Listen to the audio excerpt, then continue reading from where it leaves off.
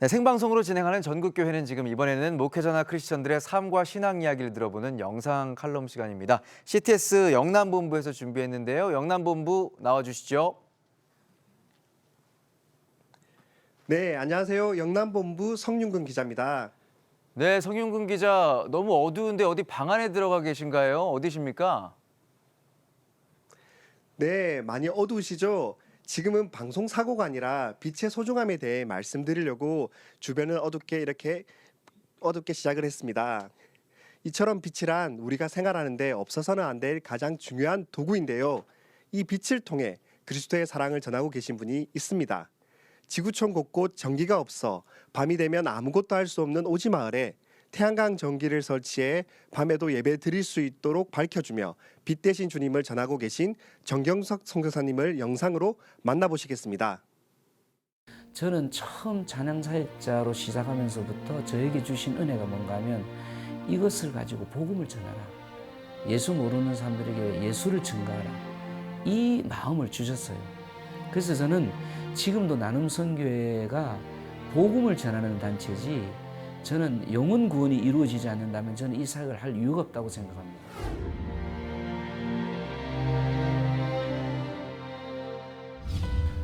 저는 그 1세대 찬양사역자로서 1978년도부터 찬양사역을 시작했습니다. 근데 그때 당시는 뭐 찬양사역자라는 이름조차도 없을 때고 또 우리나라에서 복음송 부르면 좀 아주 이상하게 보는 그런 시대에 하나님께서 찬양이라는 은혜를 주셔서 찬양사역을 쭉 해오고 있었습니다. 그래서 뭐 광안리나 해운대나 백사장 가서 기타 하나 들고 막 노래하면 지금은 버스킹 문화가 엄청나게 많이 발전했지만 그때는 그런 게 전혀 없었어요. 그냥 기타 하나만 들고 노래 잘하고 못하고 상관없어요. 그냥 복음송을 불러도 사람들이 막 몰려들어요. 뭐 하는가 싶어서 신기하니까. 이제 그렇게 노방전도를 시작하면서 이제 음악을 좋아하는 친구들이 이제 한 명 두 명 모이기 시작하고 1983년도에 사랑의 노래 선교단이라고 풀타임 이제 팀을 이제 만들게 됐죠. 뭐 주일, 수요일, 금요일은 막 풀로 집회가 다 초청이 오고요. 또 평일날에는 멤버들 데리고 역 앞에, 공원에, 여름에는 해변에 뭐 이렇게 다니면서 이제 노방전도를 참 많이 했었죠. 나름 또 이제 이름도 있어지고 초청도 많아지고 그렇게 하다가 제가 2006년도에 제가 성대 쪽에 이제 물이 차고 또 혹이 생기고 하는 아주 큰 병을 앓게 되었습니다. 수술한 후에도 이제 노래를 할 수 없다는 의사 선생님의 어떤 그 진단을 받고 하나님한테 많이 항의를 했죠. 하나님 왜 이러십니까? 왜 하필이면 목소리를 걷어가십니까? 그때가 제가 28년째 찬양사역하고 있을 때예요. 그래서 너무 힘든 거예요. 한 달 가까이 참 울면서 하나님 앞에 떼를 써보기도 하고 그렇게 했는데 한 달 좀 지났을 때 하나님께서 회개의 영을 터지게 하시더라고요. 내 속에 감추어뒀던 그 회개가 터지기 시작하는데 정말 내가 이렇게 많은 죄들을 지었나? 너가 28년간 수도 없이 찬양을 했는데 그 가사대로 얼마나 살았느냐? 근데 그 찬양 가사대로 산 게 거의 없더라고요. 그냥 노래만 불렀지. 그냥 고백만 했지. 제 삶은 그렇게 살아내지를 못했던 거예요. 그러는 가운데 제가 갔던 그 선교지를 가게 된 거예요. 그때는 볼 수가 없었는데 하나님께서 보여주시는 게 있는 거예요. 해만 떨어지면 전기가 없어서 깜깜한 마을, 또 물이 없어서 참 헤매는 사람들, 또 너무 가난해서 자립이 안 되고 정말 어렵게 살아가는 그게 저한테 보이는 거예요.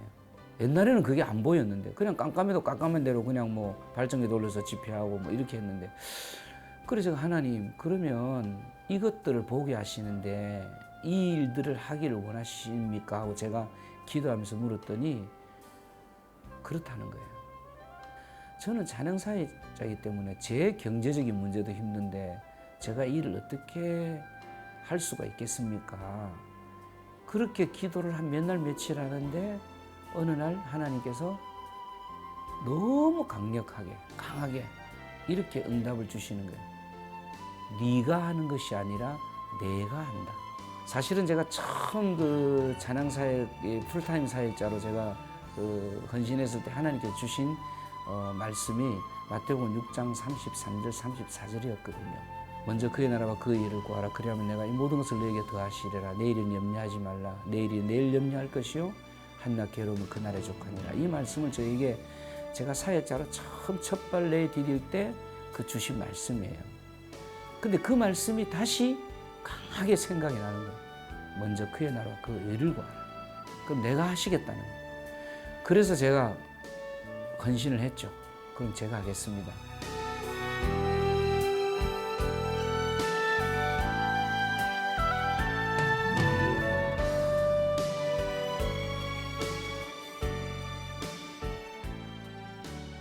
제가 사실 제일 처음 설치한 곳이 그 필리핀 아이타족입니다. 2시간을 걸어서 올라갔는데 그 교인이 뭐 한 20여 명 정도 이렇게 왔다 갔다 하는데 설치했는데 뭐 동네 사람들도 굉장히 많이 오고요. 굉장히 좋아하더라고요. 빛이 없으니까 마을 전체에. 그리고 저는 이제 한국에 왔죠. 그러다 한 6개월쯤 지났는데 그 교회를 한번 그 지나갈 일이 생겼어요. 마침 주일인데. 그런데 제가 깜짝 놀란 게 교회가 뭐 한 5, 60명 들어올 정도 작은 교회인데 100여 명 가까이 막 꽉 차가지고 예배를 드리고 있는 거예요.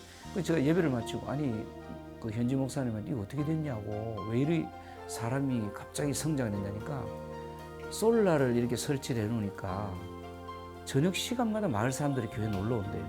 빛이라고 하는 교회밖에 없으니까. 아니 그러니까 교회가 뭐 마을에 어떤 뭐 이렇게 여러 가지 일들 뭐 회의라든지 또 아이들 공부방이라든지 이런 필요한 일들을 교회가 자연스럽게 하게 되면서 교회가 마을의 중심이 되고 또 사람들이 교회를 향해서 오게 되고 사람들을 교회로 모이게 할 수 있는 너무 좋은 도구다. 그러면서 이제 제가 더 열심히 하게 됐죠. 그 제가 이제 그 태양광으로 이제 실내에 이제 빛을 밝혀주고 하러 이제 아프리카를 이렇게 쭉 다니는데 전기 자체를 구경해 본 적이 없는 사람들이 굉장히 많습니다. 아프리카가 그 전기 보급률이 평균 15%밖에 안 되거든요.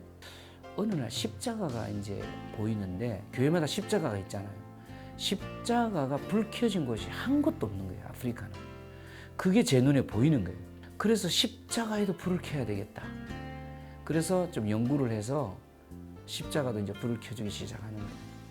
그런데 더 아름다운 소식들이 들려오는 거예요. 그전에는 금요 기도회를 하면 뭐 한 10명, 20명 이렇게 모였는데 십자가를 설치해주고 왔는데 그 다음 주일날 교인들보다 더 많이 온 거예요. 그래서 아니 이게 도대체 뭔 일인가 싶어 물어보니까 다른 마을 사람들도 교회가 있다는 걸 알고 거의 150명에서 200명 가까운 엄청난 숫자가 왔다는 거예요. 그 십자가를 보고. 그래서 저는 그 십자가를 제가 이름을 붙였습니다. 복음등대라고.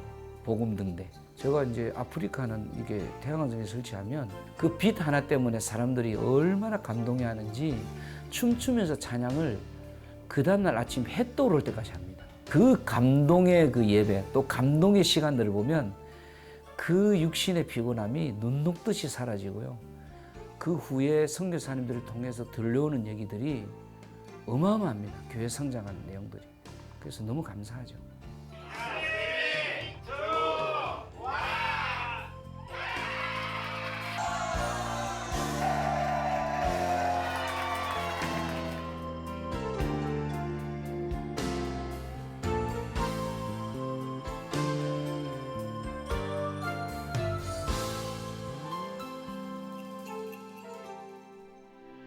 우리 하나님께서 가장 기뻐하시는 게 뭔가 하면 영혼 구원입니다. 우리 주님이 한 영혼이 돌아오는 것이 얼마나 기쁘시면 천하보다 귀하다고 그렇게 말씀하셨잖아요. 그래서 오직 제가 하나님께 기도하는 것은 제가 복음으로만 달려갈 수 있게 해달라. 영혼 구원으로 정말 한 생명이라도 더 살릴 수 있도록 해달라. 그러다 보니까 하나님께서 저의 실수도 덮으시고 저의 그 부족함도 덮으시고 그래서 잘 달려갈 수 있도록 하나님께서 참 그렇게 인도해 주십니다. 그래서 이 방송을 듣는 우리 시청자 여러분들께서도 정말 먼저 그의 나라와 그의 의를 구하시면 이 모든 것을 더해 주시는 하나님을 목도하며 경험하실 수 있을 겁니다.